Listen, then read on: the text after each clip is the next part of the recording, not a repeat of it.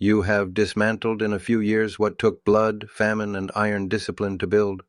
The party was the spine of the workers' state, yet you have loosened it, invited factions, allowed criticism in public newspapers, as if we live in a bourgeois republic.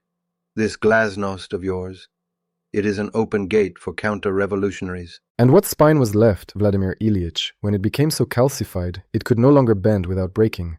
I inherited a Soviet Union where the economy stagnated, where shelves were empty, where the people laughed bitterly at the slogans because they knew the reality. Perestroika is not surrender, it is survival. Survival without principle is decay. In 1918, the economy collapsed entirely, worse than in your time. And yet we did not turn to the capitalists for rescue. We introduced war communism, mobilized every resource for the revolution's defense, and when it was time, we adopted the NEP.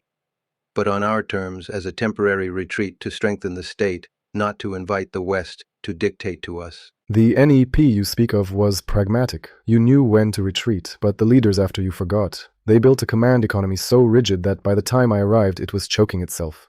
You may romanticize war communism, but the people starved. You call my reforms inviting the West, but tell me, what is worse, letting ideas in or letting our own people waste away behind closed borders? You speak as if famine and sacrifice were avoidable in the making of a new world. We faced intervention from 14 imperialist armies, civil war within our borders, sabotage in the factories. Your time had no such enemies at the gates, only the enemy within. Complacency and bureaucrats fattened by the years.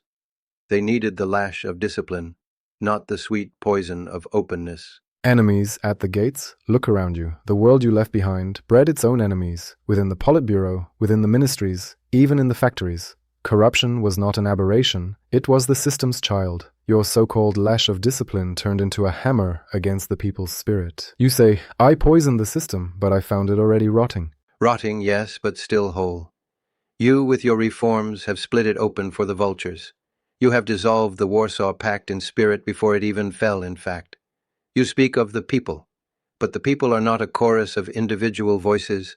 They are a class, and a class must be led, not indulged with bourgeois freedoms that serve the ruling elites of the capitalist world. And what good is a class if it is silenced into submission? If the worker cannot criticize the factory manager without fearing the KGB? If the peasant cannot say that grain quotas are impossible without risking his freedom?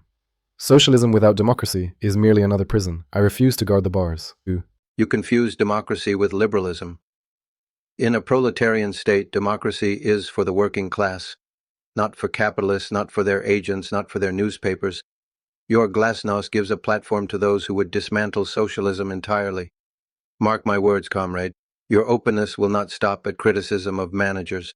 It will become calls for the return of private property, of profit, of exploitation. And perhaps it should, if the state cannot feed its own, if the ideals on paper never match the lives in reality. You accuse me of dismantling socialism. I say I am trying to give it a second life before the first dies in decay. You preserved it through fear. I will preserve it or bury it through truth. Then you will bury it. And history will write your name not as a reformer, but as the man who opened the door for the very forces we bled to keep out. And perhaps history will write yours as the man who built the house so rigid that it could never be repaired, only collapse.